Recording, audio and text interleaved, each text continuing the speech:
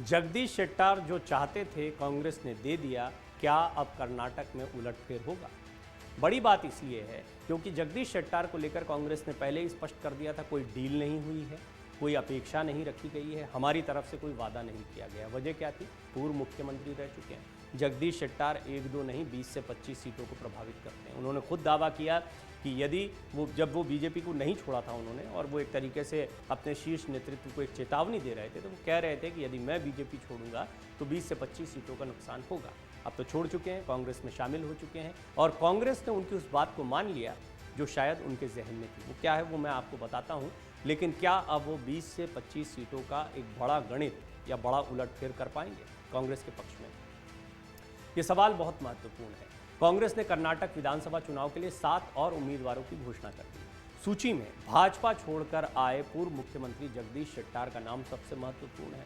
कांग्रेस की चौथी सूची में पूर्व मुख्यमंत्री जगदीश शेट्टार को उनके पारंपरिक हुबली धारवाड़ मध्य निर्वाचन क्षेत्र से मैदान में उतारा गया है। तो गौर करने वाली बात है, हुबली धारवाड़ का ये वही क्षेत्र है जहां से जगदीश शेट्टार बीजेपी से अपने लिए टिकट मांग रहे हैं।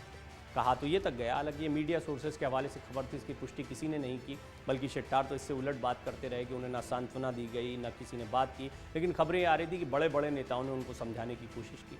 निश्चित तौर पर जगदीश शेट्टार जैसा नेता बीजेपी का दामन छोड़ेगा तो कुछ प्रयास बीजेपी की तरफ से होंगे। बीजेपी ये जानती है कि जगदीश शेट्टार का पार्टी छोड़ना, एक लिंगायत नेता, वो भी येदियुरप्पा के बाद दूसरे सबसे बड़े नेता का पार्टी छोड़ना, पार्टी को नुकसान पहुंचा सकता है। लिहाजा पार्टी ने उन्हें उनके किसी परिवार के सदस्य को टिकट देने की बात कही, पार्टी ने उन्हें केंद्र में मंत्री पद ऑफर किया, ऐसी खबरें भी चलती रही। इस सब के बीच में शेट्टार ये कहते रहे कि वो चुनाव लड़ना चाहते थे, हुबली धारवाड़ क्षेत्र से लड़ना चाहते थे, बीजेपी ने टिकट नहीं दिया, ये गलत कदम था, इससे वो निराश हुए हैं। पार्टी की तरफ से कोई स्पष्ट बात नहीं कही गई, इसलिए मैं पार्टी छोड़ रहा हूँ। लेकिन कांग्रेस ने उन्हें इसी जगह से टिकट दे दिया। ये गढ़ है जगदीश शेट्टार का। शेट्टार ने टिकट नहीं मिलने पर ही बीजेपी का दामन छोड़कर कांग्रेस का हाथ थामा था। पार्टी ने शिग्गांव विधानसभा सीट से मोहम्मद यूसुफ साबनूर को मैदान में उतारा है। यहाँ उनका मुकाबला मुख्यमंत्री बसवराज बोम्मई से है। इस सीट से भाजपा ने बोम्मई को उम्मीदवार बनाया है। बोम्मई निवर्तमान विधानसभा में शिग्गांव निर्वाचन क्षेत्र से ही चुनकर आते हैं। कांग्रेस ने चिकमंगलूर विधानसभा क्षेत्र से कांग्रेस ने जिनको उतारा है उनका नाम है HD थमैया। चिकमंगलूर बहुत महत्वपूर्ण है, बड़ा इलाका है, और इंदिरा गांधी का एक पूरा इतिहास जुड़ा हुआ है। उन्होंने जब वापसी की थी, एक बार जब कांग्रेस का ऐसा ही दौर आया था, तो चिकमंगलूर से उन्होंने जीत हासिल की थी। यहाँ से HD थमैया कांग्रेस के प्रत्याशी बनाए गए हैं। वर्तमान में इस सीट से भाजपा महासचिव CT रवि विधायक हैं। वहीं लिंगासुर निर्वाचन क्षेत्र से दुर्गप्पा S हुलागेरी, शिग्गवी से मोहम्मद यूसुफ साबनूर, जिनके बारे में हमने आपको बताया, जो बम्बई के खिलाफ चुनाव लड़ रहे हैं, हरिहर से नंदगावी श्रीनिवास, और श्रवण बेलगोला से MA गोपाल स्वामी के लिए कांग्रेस के टिकट की घोषणा की गई है। 67 साल के जगदीश शेट्टार 2023 का विधानसभा चुनाव लड़ना चाहते थे, लेकिन बीजेपी ने उनका टिकट काट दिया।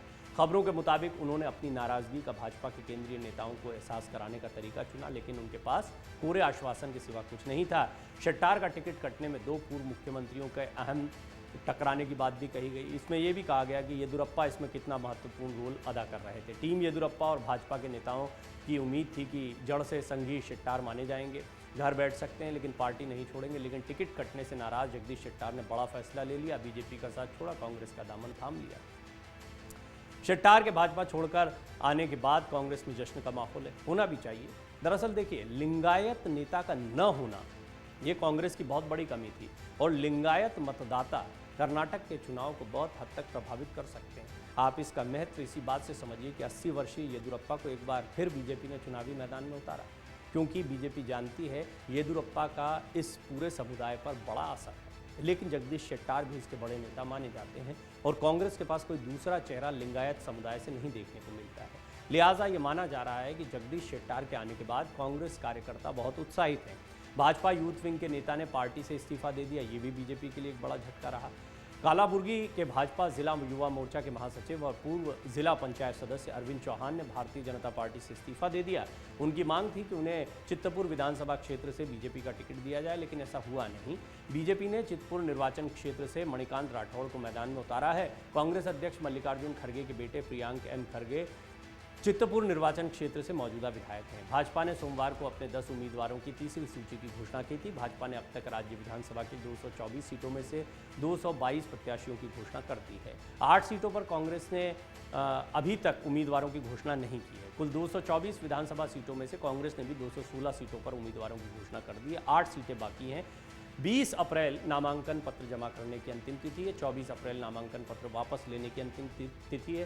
राज्य में विधानसभा चुनाव 10 मई को होने हैं। नतीजे 13 मई को आ जाएंगे। इस सबके बीच में जगदीश शेट्टार को टिकट मिल जाना हुबली धारवाड़ से एक महत्वपूर्ण घटनाक्रम के तौर पर देखा जा रहा है। माना जा रहा है यही एक शर्त रही होगी जगदीश शेट्टार के आने की, वो इस क्षेत्र से लड़ना चाहते हैं। दूसरी अहम वजह यह है कि जगदीश शेट्टार कर्नाटक के पुराने नेता हैं, ज़मीन से जुड़े हुए नेता हैं। उनको बैठा देना है या बीजेपी को उनकी ज़रूरत महसूस नहीं हो रही थी, इसकी बहुत बड़ी वजह समझ में नहीं आती, सिवाय एक वजह के कि येदियुरप्पा ऐसा नहीं चाहते थे। येदियुरप्पा यदि एक्टिव होते, येदियुरप्पा से यदि बीजेपी को उम्मीदें हैं और वो ये कहते कि मैं ही रहूँगा मैदान में, मेरा ही चेहरा रहेगा, और जगदीश शेट्टार जो मुख्यमंत्री रह चुके हैं उनकी भी अपेक्षा बिल्कुल यही रहेगी, लेकिन जगदीश शेट्टार को एक तरफ किया गया, एक किनारे किया गया, बड़ा रिस्क बीजेपी की तरफ से लिया गया। देखना होगा कि कितना डिसीजन बीजेपी को फ़ायदा पहुंचाता है, नहीं पहुंचाता है, कितना बड़ा नुकसान पहुंचाता है। दोनों ही पहलू हैं, लेकिन कांग्रेस निश्चित तौर पर इस डिसीजन से खुश है, क्योंकि जगदीश शेट्टार इस क्षेत्र में कांग्रेस को मजबूत कर सकते हैं, इस बात से इनकार नहीं किया जा सकता। मन से